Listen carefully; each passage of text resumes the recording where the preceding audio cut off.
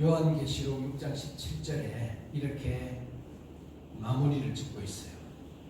진노의 날에 누가 능히 서리요. 쓰러지거나 무너지거나 엎드리거나 죽지 아니하고 누가 서 있겠느냐. 하나님의 진노의 날에 누가 하나님의 진노를 피해서 또 진노 중에도 그 진노를 이기고 누가 하나님 앞에 서 있을 수 있겠냐? 누가 능히 그 앞에 설 수 있느냐? 설 수 있다는 말이에요? 없다는 말이에요? 설 수 있는 자가 없다는 말이죠. 그런데 7장에서 하나님의 진노 가운데에서 서 있을 자들이 있을 것이다 라고 하는 말씀을 7장에서 하고 있습니다. 하나님의 진노의 날, 이 세상에 죄로 말미암아 하나님이 심판하실 때 그 심판에서 구원받는 자, 하나님의 인치심을 받은 자, 하나님의 심판 앞에서 심판을 당하여 쓰러져 죽고 멸망하지 아니하고 하나님 앞에 서 있을 자가 있을 것이다. 그 말씀, 누가 있을 것이냐, 누가 서 있을 것이냐, 이게 7장의 메시지예요. 자, 다시 돌아가서 요한계시록 4장은 장차 요한아, 장차 일어날 일에 대하여 너에게 알려주겠다 라고 말하면서 제일 먼저 요한에게 알려준 게 4장에 나와요. 4장이 뭐죠? 4장이 뭐죠? 제일 먼저 장차 너희들에게 일어날 일들에 대하여 내가 알려주리라 라고 하면서 제일 먼저 4장에서 무슨 이야기를, 무슨 말씀을 주시죠? 누구에 대하여 가르치죠? 따라합시다. 성부 하나님. 성부 하나님. 자, 5장에서는 뭘 가르치죠? 장차 일어날 일들에 대하여 이야기할 때 5장에서 또 누구에 대하여 가르치고 있죠? 어린 양 대신 예수 그리스도. 그가 마귀에게서 이겼고 십자가에서 승리하셔서 그가 하나님의 아들로 인정을 받으시고 그리고 하늘에 오르셔서 그분이 하나님이셨다는 사실을 우리에게 공포하시고 그분만이 하나님의 비밀 문서인 인을 봉인되어져 있는 하나님의 계획을, 세상을 향한 미래의 하나님의 계획을 그분만이 띄어서 봉인을 해제해서 우리에게 알려줄 수 있고 그분이 봉인을 해제하고 하나하나 선포하실 때에 이 세상에서 그런 선포되어진 하나님의 비밀 역사들이 이제 세상 가운데서 펼쳐집니다. 그리고 6장 마지막 절에 누가 이 하나님의 심판에서 피해 있을 수 있는 자가, 구원받을 수 있는 자가 있겠느냐? 7장에서 그런 사람들이 있다. 하나님의 진노에서 죄와 사망 가운데서 모두 다 멸망하고 죽고 쓰러져 없어져 멸망해야 되는 자들 가운데서 구원받을 자가 있을 것이다 라고 7장에서 이야기하고 있습니다. 그래서 7장에는 하나님의 보좌 앞에 서서 찬양과 예배하는 자들을 소개합니다.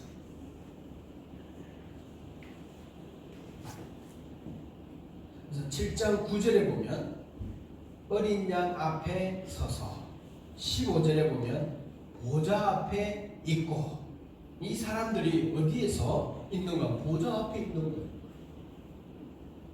또 어디에 서 있는가 하면 어린 양 앞에 서 있는 거예요.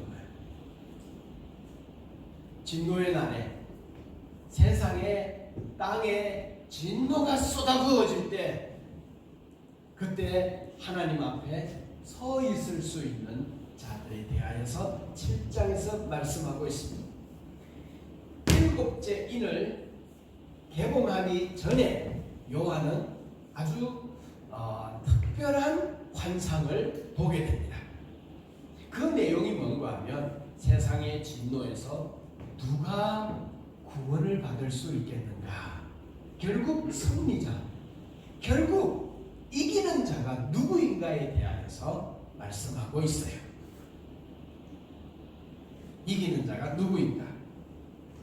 그래서 이제 요한에게 7장에 들어가면서 환상을 보여주는데 7장 1절, 자 7장 혹시 읽어오신 분 손 들어보십시다. 7장 요한계시록 7장. 자 그러면 요한계시록 4장, 5장, 6장 읽고 있는 사람 손 들어봅시다. 그러면 이제부터 요한계시록 4장, 5장, 6장, 7장부터 해서 쭉 이 세상이 앞으로 지금 코로나 시대잖아요. 그 어떻게 될 것인가에 대하여 또 왜 이런 일이 일어나는지에 대하여 궁금하잖아요. 그죠? 어떤 사람은 그게 궁금해가지고 인생을 거기에 팔아서 이단에 넘어가기도 하는데 우리는 이렇게 하나님의 말씀을 이렇게 주시고 또 설교자를 주셔서 이게 하나님의 말씀이라고 이게 내 앞으로 미래에 또 우리가 현실을 걸어가고 있는 이 시대의 상황들인데 여기에 관심이 있어서 이제부터 성경을 읽겠다. 요한계시록을 읽겠다. 그리고 다음 주일에는 8장 할 거니까 8장도 읽어오겠다. 이런 사람 손 한번 들어봅시다. 우와, 바에만 배우 바에. 자, 손 내립시다. 자, 약속했어요. 자, 7장 1절에 천사가 땅 내 모퉁이에 서서 바람을 불지 못하게 붙잡고 있어요. 이 내 모퉁이라는 말은 뭔가 하면 온 세상을 말해요. 온 세상. 하나님은 이 온 세상에 대하여 주권을 가지고 계신 분이시라는 말씀을 주세요. 바람은 뭐냐? 바람은 재앙이에요. 재앙. 이런 것이 오지 못하도록 막고 있어요. 사방의 바람은 온 세상에 임할 재앙을 말하고 온 세상 모든 역사의 주권 그리고 계획은 누가 가지고 있고 누구 손 아래 있는가 하면 하나님의 손 안에, 손 아래 있는 줄로 믿습니다. 아멘. 하나님이 역사의 주인이시다. 하나님이 이 세상의 모든 존재의 주이시다. 그분이 주권을 갖고 계시다라고 하는 말씀을 요한계시록에서 우리에게 수없이 하고 계세요. 재앙이 일어나고 안 일어나고 재앙의 계획들이 어떻게 진행이 되어지고 이 세상이 어떻게 흘러가고 그 모든 순간순간에 하나님이 다 관여하고 계시고 계획을 갖고 펼쳐 나아가신다는 거죠. 2절에 보면 다른 천사가 나타나요. 그래서 그 천사가 다른 천사들에게 큰 소리로 뭐라고 해요? 잠시 멈추라고 그래요. 잠시 멈추라. 우리가 하나님의 종들의 이마에 인을 치기까지 잠시 멈춰라. 온 세상에 하나님의 진노를 쏟아부을 이 천사들에게 잠시 멈추라. 재앙을 쏟아부을 천사들에게 다 잠시 멈추라. 그렇게 이야기하면서 왜 멈추느냐? 이 세상에 하나님의 백성들을 다 찾기까지 잠시 멈추라 라고 소리치고 있어요. 3절에 가면 하나님의 인을 치겠다는 것이죠. 그때까지 바람아 불지 말아라. 인이란 뭔가 하면 도장이에요. 도장. 자, 성령님께서 우리에게 찾아오셔서 제일 먼저 말씀을 듣게 하죠. 그리고 믿게 하죠. 그러면 하나님께서 우리에게 뭐 하시는가? 성령님이 우리 안에 인을 치시죠. 인을 치니까 이제 우리는 어떤 생각이 들면, 나는 누구냐? 너 누구야? 나는 누구인가? 라는 문제를 해결하게 되죠. 그래서 내 안에 나는 하나님의 거야. 난 하나님의 자녀야. 하나님은 내가 영원히 섬길 분이셔. 이런 생각을 붙들고 내 안에 계신 분이 성전 삼고 내 안에 계신 분이 성령님이세요. 그분이 없이는 내가 누구인지, 내가 하나님의 백성이고 자녀라는 사실을 스스로 인지할 수 없어요. 그런 생각을 좋아하지 않아요. 그걸 거부해요. 그리고 자기가 누구인지에 대하여서 몰라요. 성령님이 그 안에 계실 때에 우리는 예수님에게 마음의 문을 열 수 있고요. 그리스도 때문에 내가 누구인지에 대하여서 이해하고요. 내가 하나님의 자녀고 하나님의 백성이고 하나님의 거라는 사실을 좋아하고요. 성령님이 내 안에 계시기 때문에 일어나는 일인 줄로 믿습니다. 아멘 합시다. 이게 하나님이 내 안에 이제 넌 내 거야 라고 도장을 꽝 찍은 거예요. 그러면 그 문서를 보면 내가 도장을 찍었으니까 이건 내가 쓴 문서구나. 내가 책임을 져야 되는 문서구나. 이대로 이행해야 되는 문서구나. 그거 알죠? 내가 도장을 찍었으니까. 그래서 하나님께서 내 안에 성령님으로 도장을 꽝 찍었다.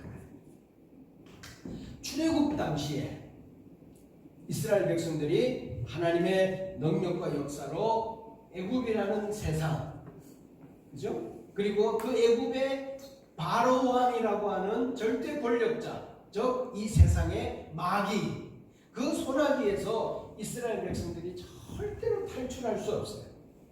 탈출을 시도했다가는 죽을 뿐 아니라 탈출을 시작했다가는 애굽의 정예 부대가, 당시 세상을 제패했던 그 부대가 쫓아와가지고 다시 잡아갈 수밖에 없고, 잡혀갈 수밖에 없는, 도망갈 수 없는, 이 세상을 떠나면 몰라, 죽으면 몰라, 살아있는 한 그를 잡아와서 다시 애굽에 종살이하고 넌 더 고생해야 돼.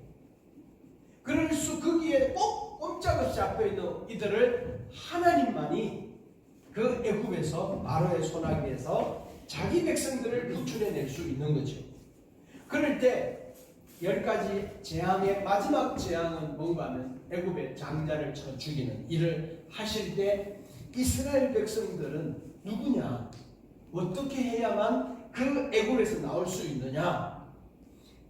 문설주에 어린 양을 잡아서 어린 양의 피를 칠해놔 놓으면 그 집에는 재앙이 우월했어요. 넘어갔어요. 왜냐하면 그 표가 뭔가 하면 나는 하나님의 백성입니다. 어린 양의 보혈의 피로 하나님께서 제사 제도를 통해서 깨끗이 죄를 씻는 방법에 대해 나는 인정하고 받아들이고, 이 피가 결국은 언젠가는 하나님이 약속한 이 땅에 오실 메시아입니다. 나는 하나님의 백성입니다 라고 하는 표식이었어요.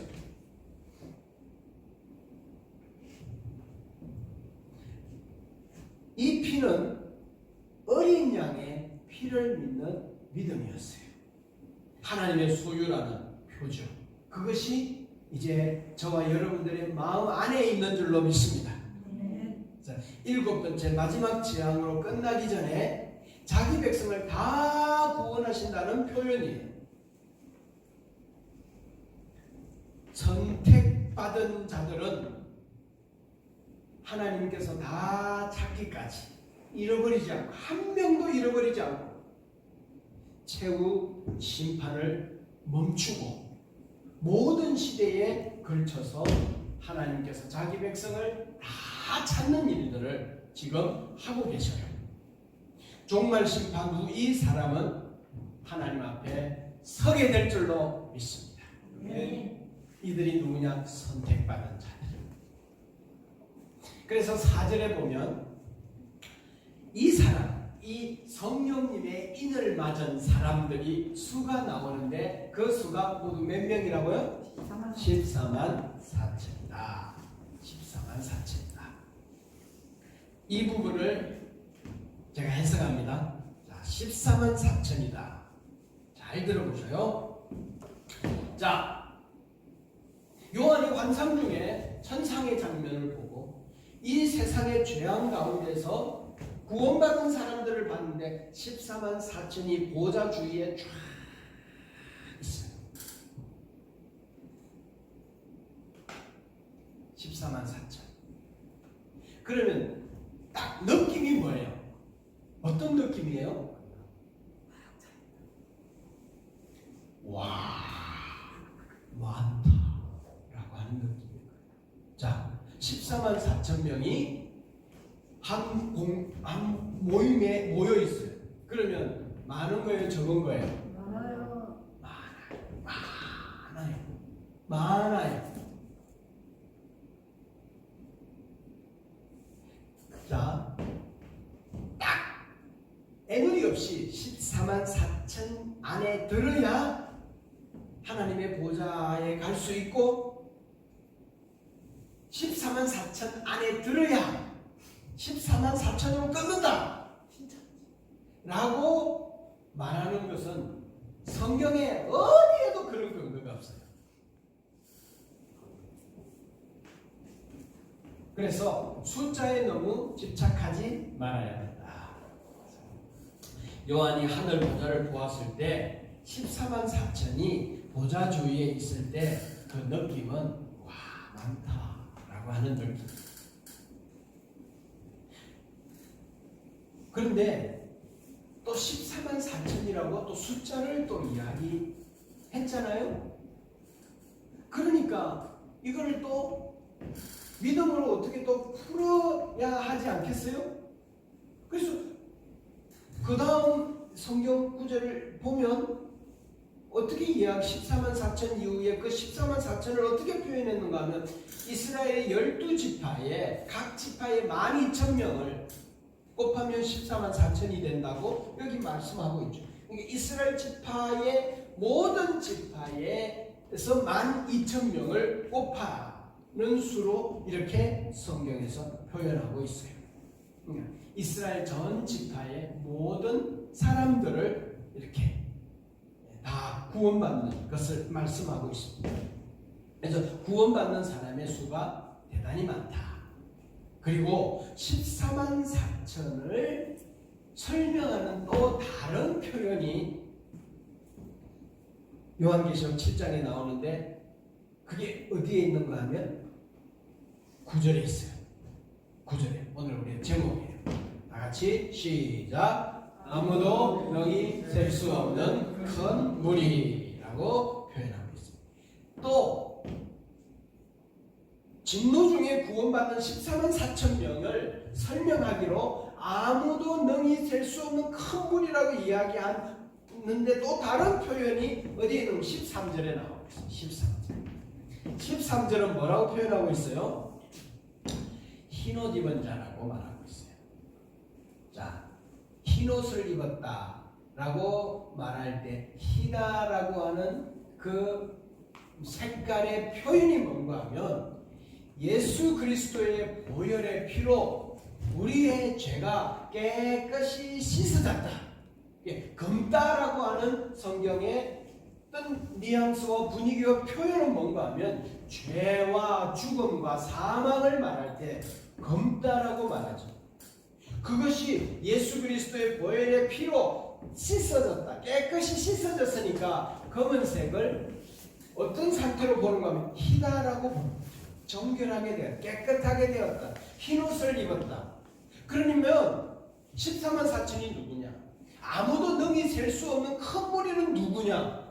어린 양의 보혈의 피로 죄를 깨끗이 씻은 흰 옷을 입은 무리다 라고 하면 또 14만 4천이 설명되겠죠.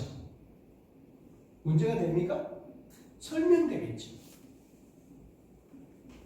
그래서 지금 6장에서 하나님의 진노가 세상에 뿌려질 때 그 그때 그 진노에서 구원받을 수 있는 자가 있을 것인데 그가 14만 4천이고 그 14만 4천이 뭐냐? 아무도 능히 셀 수 없는 큰 무리일 뿐 아니라 그들이 또 설명하기로 누구냐? 힘을 입은 자네. 이 어린 양의 보혈의 피로 씻어졌다. 그렇다면 그들은 이 진노 중에 진노당하지 아니하고 구원받는 사람들이 될 것이다. 그래서 구원받는 하나님의 백성인 것을 말씀하고 있습니다.